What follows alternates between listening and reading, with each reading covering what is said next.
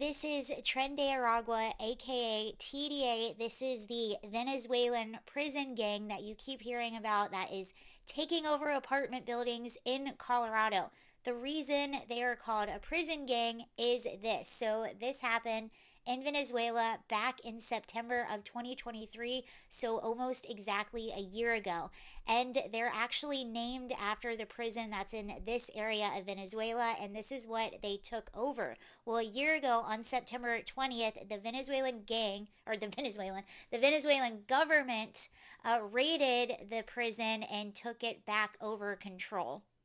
And during this raid, the interior minister said that this was a complete success, and they announced 80 high ranking members of the Tren de Aragua gang had been detained by security forces. There was also a lot of criticism that there was negotiations between the government and the gang, being that some of the leaders have been missing. Also, some of the prisoners have been missing after the raid. So they were thinking this was a negotiation. Obviously, the government is denying that, again, saying that this was a success, saying we have completely dismantled the leadership group of the so called Tren de Aragua gang. He said they are gone. Not only did they seize tons of weapons, but inside the prison, they had inmates building full on swimming pools, restaurants. I believe there was a daycare center. It was just a full on little city. And it gets interesting right here, too, because it says thousands of inmates were transferred to other prisons after the operation. However, relatives of inmates dispute these claims, saying they haven't spoken to their relatives since the morning of the operation.